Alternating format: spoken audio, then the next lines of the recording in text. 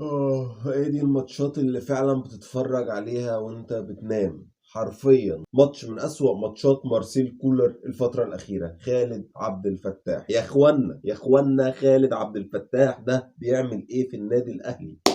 كوارث طول الشوط الأول والشوط الثاني، كوارث. راجل ولا بيعرف يستلم الكورة ولا يغطي ولا يدافع ولا يهاجم ولا يلعب عرضيات ولا بيعمل أي حاجة. يعني أنا بقالي 5 ماتشات، بقالي 6 ماتشات، بقالي 10 ماتشات بشوف خالد عبد الفتاح بيلعب في النادي الاهلي. خالد عبد الفتاح ما عندوش اساسيات كرة القدم. تعالوا نحلل مع بعض جون شباب بلوزداد ونشوف الكارثة اللي عملها خالد عبد الفتاح. في الاول هو الراجل غلط وقلش الكورة وطلعت اوت، وبعد ما طلعت اوت شوف هنا ساب الجناح ازاي لوحده وطلع اتقدم.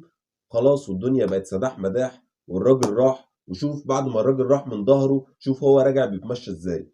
راجع بيتمشى تاتا تاتا، اصله مش قادر، اصله لياقته البدنيه على قده، اصله لعيب لياقته البدنيه على قده وكمان فنيا على قده، فبيلعب في النادي الاهلي وبياخد ملايين. انت متخيل المهزله اللي بقى فيها النادي الاهلي بسبب لجنه التخطيط، بسبب كابتن بيبو العظيم، بسبب كولر اللي بيعك عك عك ربك يفك.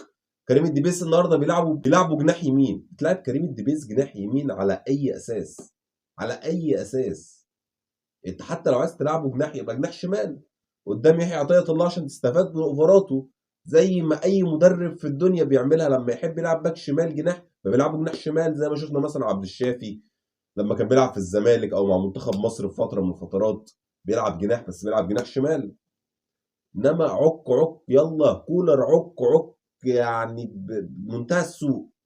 النهارده كوكا في نص الملعب مش موجود، سيء جدا، تدخلات كتير باخطاء غبيه ومن حتت متخلفه، بيعمل فاولات وحشه جدا من مناطق صعبه جدا، لا بيضغط صح ولا بيعمل صح ومش مركز. حتى في الجون برضه غلطته، سايب الراجل وحط ايده وبيبص بيتفرج. راجل اللي جايب الجون معدي من جنبك، واقف لوحده خالص معدي من جنبك، كنت واقف عمال تتفرج على الكوره شوف الشناوي بيصدها. حلو يا شناوي، اسد يا شناوي. ماتش ولا اسوأ النادي الاهلي ولا اسوأ. يمكن ابتدينا نلعب كوره بس 5 دقايق كده لما قفشه نزل، وبعد كده اتلبينا الجون وخلص الماتش. يعني النهارده اللي اتظلم في الفرقه واحد زي اشرف داري اللي كان مغطي كوارث من ورا خالد عبد الفتاح، زي الكوره دي مثلا. شوف بلوك اول وبلوك تاني لحد ما الكوره طلعت وخالد عبد الفتاح مش ظاهر في الصوره اصلا، مع ان هو مكانه بس هو مش موجود. خالد عبد الفتاح نايم ورا، مش هنا. واحد زي امام عاشور اللي عمل ماتش من احسن ماتشاته. الراجل فعلا مظلوم مع فرقه الاهلي دلوقتي.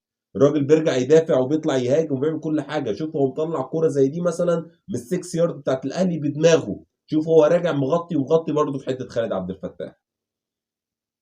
وشوف الكوره اللي بعديها اللي راجع برضه مغطي ازاي خالد عبد الفتاح، وراجع برضه 6 يارد ورا وراجع مغطي مع جناح شباب بلوزداد. اي الاهلي ولا اسوأ، كولر ولا اسوأ. ولحد دلوقتي ما خلصناش اي صفقات.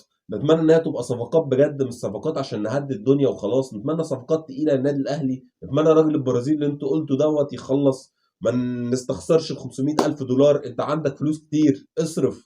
اصرف وهات لعيبه تقيله، لعيبه تشيل الفرقه. انت فعلا الفرقه دلوقتي فضيت، ما عندكش جناحه بتلعب. مفيش جناحه في الفرقه. حسين الشحات ميت النهارده، ما جاش.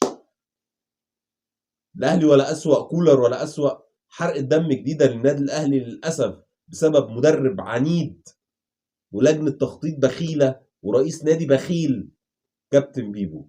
ومن غير سلام.